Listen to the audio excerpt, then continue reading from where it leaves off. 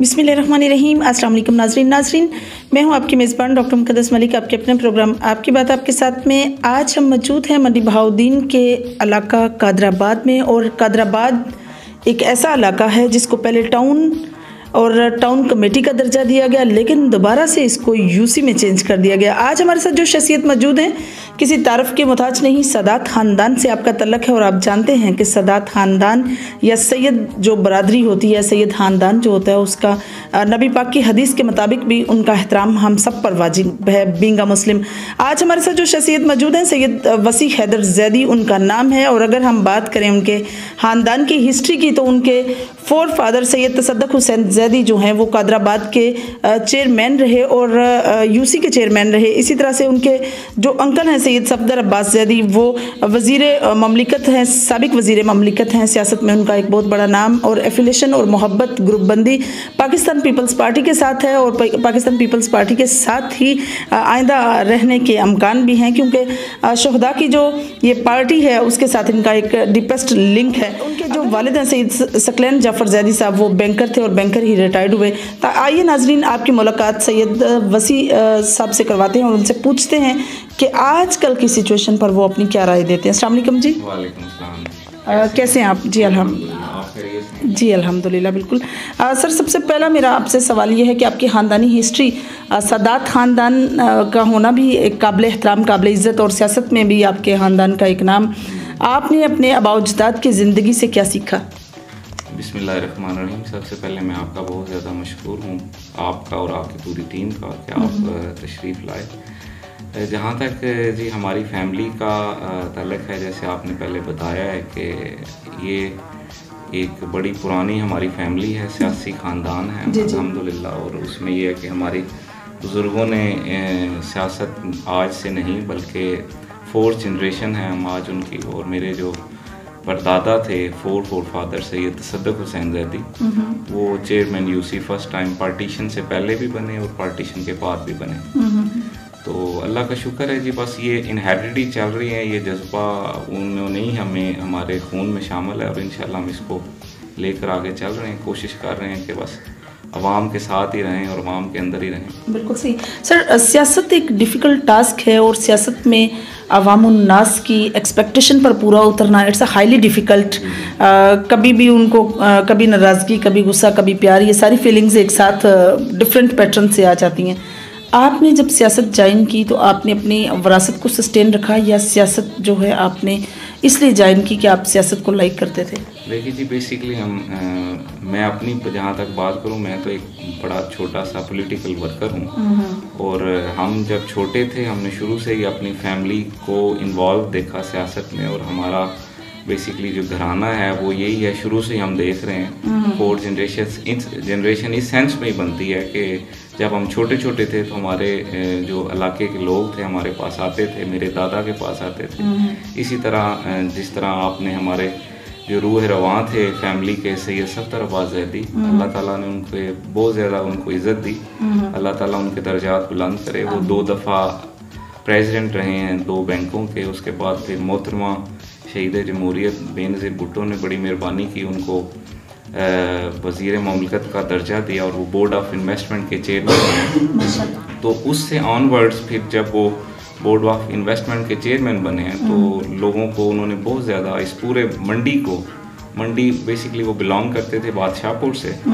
तो जो भी बंदा जिस रेफरेंस से भी उनके पास गया, जब भी जो ही मंडी का नाम आता था तो वो बहुत ज़्यादा रिस्पेक्ट करते थे। हम छोटे छोटे हमने वो सारी चीज़ें देखी, हमने उनसे सीखा।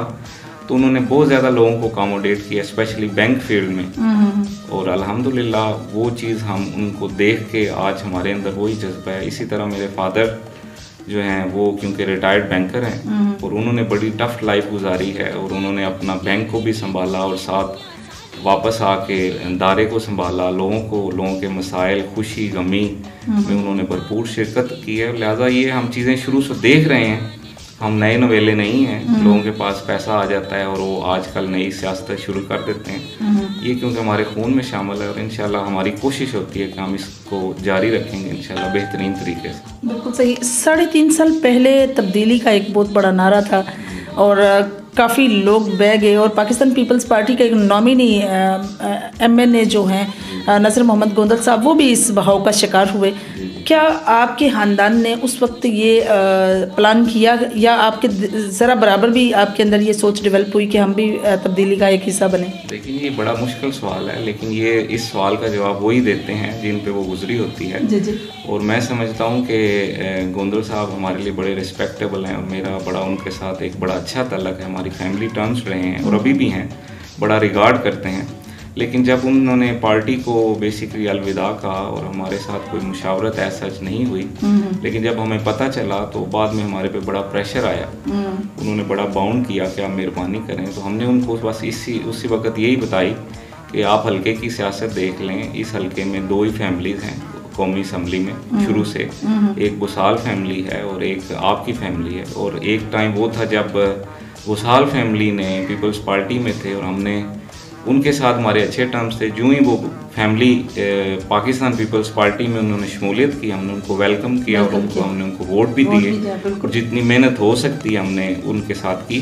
लिहाजा आप अगर चलेंगे तो इंशाल्लाह खुशी गमी हमारी आपके साथ है, लेकिन हम मजबूर हैं पार्टी की वजह से। तो हमने क्योंकि उसके बाद फ़खर उमद हयात लाले का साहब जो हैं उन्होंने पार्टी ज्वाइन की कौमी के ऊपर, सूबाई कौमी असम्बली के कैंडिडेट थे वो, तो हमने फिर उनको वोट दिए और बड़ा मुश्किल फ़ैसला था हमारे लिए भी, लेकिन अल्हम्दुलिल्लाह हम खड़े रहे। और हमेशा आपको ही पता है पार्टी के ऊपर बुरे वक्त आते हैं और बंदा आप कह रहे हैं कि खड़ा होना बड़ा मुश्किल होता है। और मैं समझता हूँ कि ये फैमिली पे डिपेंड करता है कि आप किस फैमिली से हैं और आपकी ज़ातियात के अलावा भी कुछ नज़रियात भी होने चाहिए बंदे के। बेशक बड़ा मुश्किल टाइम है, लेकिन आप देख लें आजकल के हालात हैं। आज अगर बिलावल निकला है कराची से तो आज उसको कितना वेलकम किया है, इस्लामाबाद तक कितनी क्राउड था। अल्हम्दुलिल्लाह, अल्लाह का शुक्र है। अगर मुश्किल वक्त चला गया अब इंशाल्लाह अच्छा वक्त आ रहा है। बिल्कुल सही। आपके जिस तरह से हालात हैं कादराबाद के, और कादराबाद को टाउन कमेटी बनाया गया, फिर यूसी बनाया गया,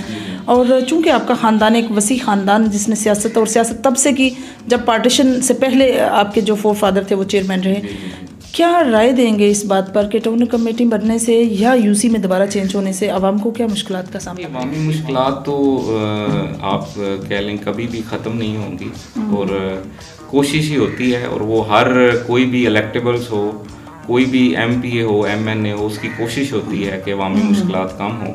लेकिन जहाँ तक लोकल बॉडी का मैं समझता हूँ इशू है, ये जब म्यूनसिपल कमेटी थी और उस म्यूनसिपल कमेटी में भी जैसे मैंने आपको पहले बताया कि सफदर अब्बास ज़ैदी साहब ने बड़ी कोशिश करके इसको तहसील कौंसिल का भी दर्जा दिया था। तहसील बेसिकली तहसील के कौंसिल का भी जब दर्जा दिया गया था उस वक्त, तहसील लेवल पे भी सब तहसील का दर्जा दिया गया था, सॉरी टू से सब तहसील का दर्जा दिया गया था उस वक्त 97 या 98 में गालिबन। लेकिन उसके बाद फिर क्योंकि जिस तरह बेसिकली आप कह लें सियासी इख्तलाफात की नज़र हो गया, सियासी इख्तलाफात की नज़र हो जाता है। और कुछ फिर जैसे अभी आप देख लें जब से खान साहब आए हैं और इन्होंने वादा किया था कि जी मैं लोकल बॉडी को बहुत ज़्यादा बेसिकली पसंद करता हूँ और उसी की वजह से ही अवामी मुश्किलात कम हो सकती हैं। लेकिन आप देख लें आज 3.5 साल से ऊपर का वक्त गुजर चुका और अभी तक local body election, local body जो मूवमेंट थी या जो उन्होंने प्लान किया था उस हिसाब से नहीं हुई। जिसका जो दिल करता है वो उस हिसाब से अपना कानून बना देता है। तो मेरे हिसाब से एक ऐसा मजबूत तरीन लोकल बॉडी सिस्टम होना चाहिए जिससे बेसिकली ग्राउंड लेवल तक, और मैं समझता हूँ मेरे इख्तलाफ अपनी जगह पे, जनरल मुशर्रफ ने जो कानून बनाया था, जो वो इलेक्शन उस टाइम पे हुए थे, उन्होंने बहुत ज़्यादा फंड दिए थे, उस वजह से अवामी मुश्किलात में बहुत ज़्यादा कमी आई थी। वो एक पेटेंट और मजबूत निज़ाम था, लेकिन उसको ख़त्म कर दिया गया। फिर दोबारा हमारी कमेटी बहाल हुई, उसको फिर ख़त्म कर दिया गया। अब दोबारा जब 3.5 साल हो गए आपके सामने, अभी भी अब जो यूसी बनाई गई है, अब उसमें बेसिकली जिस तरह जिसका दिल किया है उन्होंने अपने जो इलाके शामिल कर लिए ना, बेसिकली हमें पता है ना आवाम को पता है। तो ये मैं समझता हूँ ये कोई तरीक़ाकार नहीं है, ये एक ऐसा बेसिकली सिस्टम है। आप पूरे यूरोप, UK इस तरक्की याफ्ता ममालिक में देख लें, इसके बगैर तो सिस्टम चलता ही नहीं। लिहाजा मैं समझता हूँ बेहतरीन सिस्टम होना चाहिए और बेहतरीन यूसी की एक जिस तरह आप कह लें कि अकोमोडेट किया जाए पूरे लोगों को, जिस तरह कन्वीनियंट होते हैं लोग उस तरह किया जाए तो उस हिसाब से अवामी मुश्किलात मज़ीद कम हों। बिल्कुल सही आपने। वैसे आप पाकिस्तान पीपल्स पार्टी को रिप्रेजेंट करते हैं, आप उनके रहनुमा हैं और साथ ही आपने सपोर्ट जो है साजिद अहमद भट्टी साहब को किया और मुनहरिफ भी हुए आप MPA की टिकट से, तो क्या कहेंगे इसके बारे में? ये देखें, ये बड़ा टफ क्वेश्चन है, लेकिन मैं हमेशा, क्योंकि बंदे को बात वही करनी चाहिए, क्योंकि ये उस वक्त भी हमारे पे बहुत ज़्यादा एलिगेशन लगे थे कि जी आप पीपल्स पार्टी के साथ हैं और आपने जनाब भट्टी फैमिली को वोट दिया। जहाँ तक भट्टी फैमिली का तल्लक है, हमारे उनके साथ आज के तल्लक नहीं, बेसिकली हमारे उनके साथ बहुत ज़्यादा पुराने रिलेशनशिप्स हैं। लेकिन जब उनके पास पूरा इक़्तिदार था, जब परवेज़ लाई साहब चीफ मिनिस्टर थे, उस वक्त भी हमारे भट्टी फैमिली के साथ बहुत अच्छे, मोहम्मद खान भट्टी स्पेशली, उनके साथ मेरे वालिद साहब के, मेरे दादा के, उनके ख़ानदान के साथ बहुत अच्छे टर्म्स थे। लेकिन हम पार्टी के कैंडिडेट आते रहे, हम पार्टी को वोट करते रहे, उन्होंने जैसे आप कह लें बस उनके साथ अच्छा तल्लक था। ये जो लास्ट इलेक्शन था बेसिकली इसमें हमारे लिए थोड़ा सा कन्वीनियंट क्यों हो गया, क्योंकि इसमें हमने खुद भी टिकट के लिए अप्लाई किया था। बिल्कुल। तो जब हमने टिकट के लिए अप्लाई किया गया, पार्टी ने टिकट ना दिया, तो उसको आप समझ लें हमारे लिए कन्वीनियंट तब हो गया क्योंकि साजिद अहमद खान भट्टी साहब जो हैं ये उस वक्त इंडिपेंडेंट कैंडिडेट थे, तो उस वजह से फिर हमारे लिए और ज़्यादा इजी हो गया। फिर उन्होंने भी हमारे पे बेसिकली थोड़ा सा प्रेशर डाला कि जी अब तो आप पार्टी का भी थोड़ा सा है, आप मेहरबानी करें, हम आज़ाद उम्मीदवार हैं।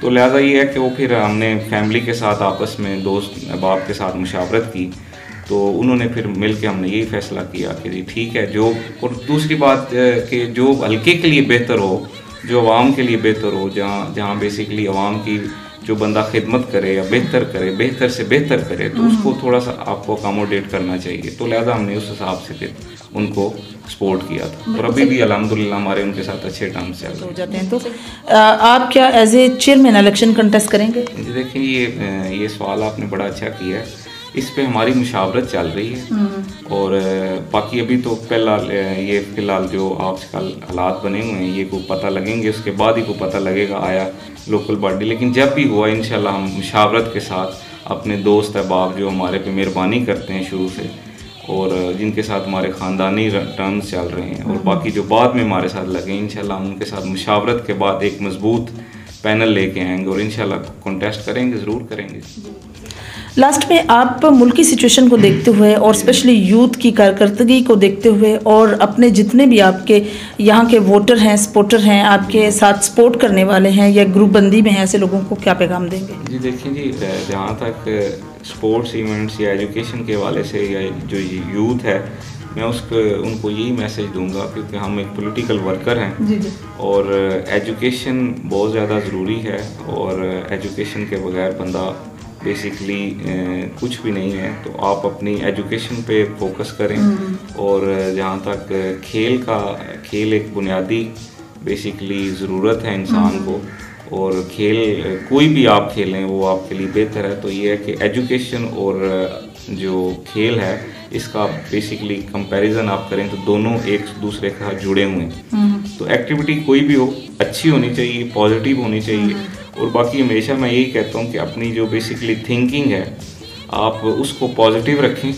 पॉजिटिव रखेंगे तो आप इंशाल्लाह बेहतर फ्यूचर की तरफ और बेहतर मुस्तकबिल की तरफ जाएंगे। जी तो नाज़रीन, ये थे सैयद वसी हैदर ज़ैदी साहब की गुफ्तगू जो आप लोगों ने सुनी। बहुत अच्छा मैसेज उन्होंने यूथ को दिया कि यूथ की एक्टिवेशन एजुकेशन में होनी चाहिए और साथ स्पोर्ट्स भी लाजमी जुज़ है, क्योंकि अगर मैदान आबाद होंगे तो ऑब्वियसली हॉस्पिटल जो हैं वो वीरान होंगे। और इसी तरह से साजिद अहमद भट्टी साहब के बारे में उन्होंने राय दी कि बहुत अच्छा काम कर रहे हैं वो इलाके में और कादराबाद के लिंक रोड जितने भी साथ आते हैं सारे ही तकरीबन अंडर कंस्ट्रक्शन है और काम जारी है और कहीं कंप्लीट भी हो चुके हैं। 3.5 साल से प्राइम मिनिस्टर इमरान खान इस मुल्क की बागडोर संभाले हुए हैं, लेकिन अनफॉर्चुनेटली कोई ऐसा काम नहीं हुआ जो काबिल सताइश हो। इंशाल्लाह आपकी और मेरी मुलाकात होगी फिर किसी नए प्रोग्राम में, तब तक के लिए इजाज़त चाहती हूँ। अल्लाह हाफिज़।